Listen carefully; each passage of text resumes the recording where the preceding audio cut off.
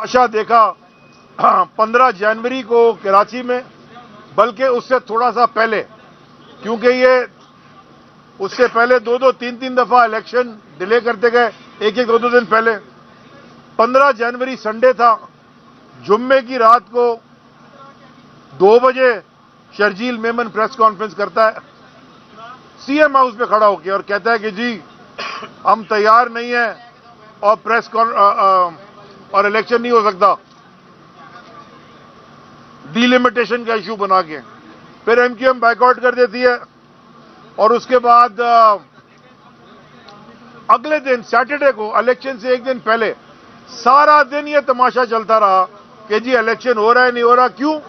क्योंकि जी अगले दिन उन्होंने कहा कि संडे के दिन कोई बड़ा खदशा है और टीटीपी आ गई है और दहशतगर्दी होने वाली है और कराची में लॉ एंड ऑर्डर सिचुएशन होगी। रात के 11 साढ़े 11 बजे तक ये तमाशा चलता रहा, हो रहे नहीं हो रहे, हो रहे नहीं हो रहे। और अगले दिन हुआ ये कि election commission Sindh was not prepared, तैयारी नहीं थी उनकी। 10:30 बजे तक पोलिंग कराची में शुरू ही नहीं हुई थी, हैदराबाद में भी 12:30 बजे, आधी जगह तो 12:30 बजे शुरू हुई है। और उसके बाद जो तमाशा देखा गया, इलेक्शन तो हो गया सुकून से, कोई टीटीपी का धमाका नहीं हुआ, लेकिन उसके बाद जो आरओज ने, कुछ प्रिसाइडिंग ऑफिसर्स ने और उसके बाद जो आरओज ने तमाशा किया वो सबने देखा। फॉर्म 11 के मुताबिक तहरीक इंसाफ के बहुत सारे कैंडिडेट जीते हुए हैं और उन सब ने इंडिपेंडेंटली फाइल किया हुआ है, लेकिन जब अपेंडिक्स ए आया तो चेंज हो गया। 15-18 यूनियन काउंसिल ऐसी हैं जिसमें वोट रिजेक्ट करके पीटीआई के कैंडिडेट को हरवा दिया गया। मैं आपको मिसाल देता हूं, एक यूनियन काउंसिल है बंगोपीर की, उसमें रिकाउंटिंग के करके ना 123 वोट से तहरीक, ये यूसी का इलेक्शन हो रहा है, 123 वोट से कैंडिडेट हरा दिया और 770 वोट रिजेक्ट कर दिए। भाई वहां पड़े ही 1200, 1000, 1500 वोट हैं, यानी कि 50% के ऊपर रिजेक्शन कर दी। कुछ यूनियन काउंसिल ऐसी हैं जहां पे एक वो चनेसर गोट की है, सईद गनी काशखेली साहब की, वो जो हम जीते हैं वो हार गए, वहां पे 41 के आगे 2 लगा दिया तो 241 कर दिया। और 59 है, 51 के आगे भी 2 लगा दिया, वो 251 कर दिया, 400 वोट बढ़ा दिए और वो अपेंडिक्स ए में रिजल्ट चेंज कर दिया।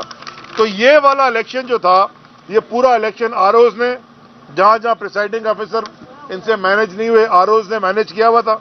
ये बात मैंने इलेक्शन कमीशन के सामने रखी और मैंने इलेक्शन कमीशन को ये कहा कि अगर आपने ये इससे सबक ना सीखा, हमारी तो पिटीशन ही है ना, हमने तो लेटर लिखा हुआ, हम तो मानते ही नहीं कलअदम करना चाहिए, लेकिन अगर हमने सबक ना सीखा और इस तरह के इलेक्शन कराने हैं आपने पाकिस्तान में, तो फिर ना खर्चा करवाएं, अपनी मर्जी के बोलने भैया जीत गया पर ठीक है, पर इलेक्शन कराने की जरूरत क्या है?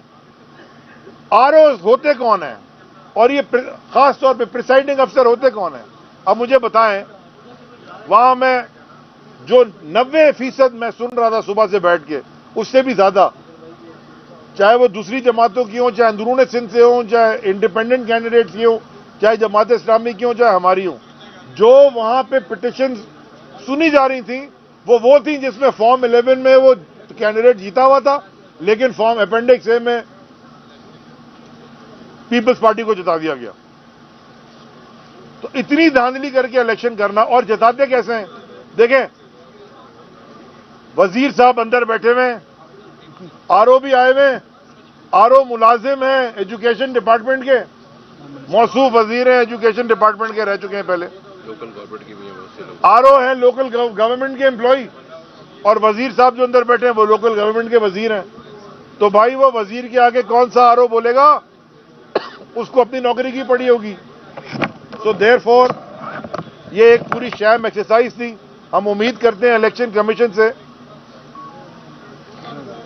हम हाथ रख लो, हम उम्मीद, हाँ, बहुत सारी यूनियन काउंसिल जोड़ रही है, फहीम के भी 4 हुई और भी बहुत सारी, उन्होंने रिजल्ट्स होल्ड कर दिए इलेक्शन कमीशन ने और दोबारा बुलाया, 22 तारीख को शायद बुलाया, 22-23 को बुलाया है और 16 को भी, कि वो अपने डॉक्यूमेंट्स लेके आए और इलेक्शन कमीशन में जमा कराएं और आर्ग्यू करें। और हम उम्मीद करते हैं कि election commission of Pakistan UC के इलेक्शन में कम से कम और वैसे भी इंसाफ करेगी और जो असल हकदार है जिसने वोट लेके जीता उसको डिक्लेयर करेगी विनर। थैंक यू जी। यूसी के नाम में बड़ी मेहरबानी कवरेज